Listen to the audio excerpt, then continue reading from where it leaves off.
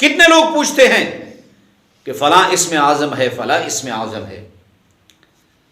حضرت اسماء بنت یزید آقا نبی کریم صلی اللہ علیہ وسلم سے نقل فرماتی ہیں کہ حضور نے فرمایا کہ اسم اعظم کیا ہے، لیکن اس اسم اعظم کو بتانے سے پہلے میں آپ کو ایک بہت بڑے بزرگ ہیں شیخ محمد اسماعیل رحمۃ اللہ علیہ، وہ کیا فرماتے ہیں کہ اسم اعظم کا معلوم ہونا یہ بڑی بات نہیں، بلکہ بڑی بات یہ ہے کہ اسم اعظم کے معلوم ہونے کے بعد آپ جس کیفیت سے دعا کرتے ہیں وہ بڑی بات ہے۔ اب انہوں نے ایک مثال دی کہ اسم اعظم کے ساتھ آپ دعا کریں تو کیسے کریں، تو میں آپ کو بتاتا ہوں۔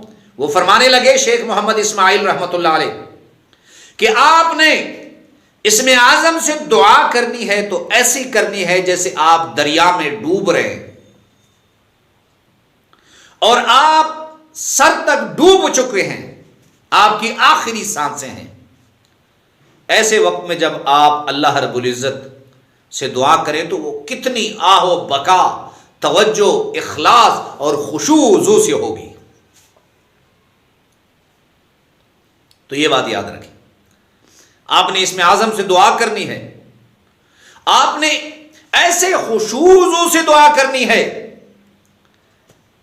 کہ جیسے آپ کے ارد گرد کوئی نہیں اور آپ اللہ کے حضور دعا کر رہے ہیں۔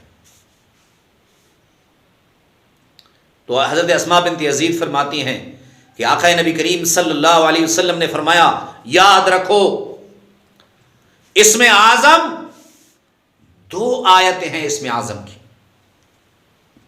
کون سی؟ وَإِلَٰهُكُمْ إِلَٰهٌ وَاحِدٌ لَا إِلَٰهَ إِلَّا هُوَ الرَّحْمَٰنُ الرَّحِيمُ الف لام میم اللہ لا الہ الا هو الحی القیوم۔ اب آپ نے دعا کرنی ہے تو ان 2 آیتوں سے کرنی ہے اور ایسے توجہ سے کرنی ہے کہ اللہ رب العزت آپ کی دعا قبول فرمائے۔ خشوع وضو میں کمی نہیں ہونی چاہیے، اللہ کی طرف متوجہ ہونے میں کمی نہیں ہونی چاہیے۔ جیسے آپ مسائل کے انبار میں گر چکے ہیں سر تک اور آپ ڈوب رہے ہیں، وہ قرض کا مسئلہ ہے، وہ رشتوں کا مسئلہ ہے، وہ اور پریشانیاں ہیں، اب اللہ کے حضور ایسے دعا کرنی ہے جیسے اب دریا میں ڈوب رہے ہیں اور مسائل میں ڈوب رہے ہیں۔ تو اللہ رب العزت کیوں نہیں حل فرمائیں گے آپ کی پریشانیاں؟ تو ان 2 آیتوں سے آپ نے دعا کرنی ہے۔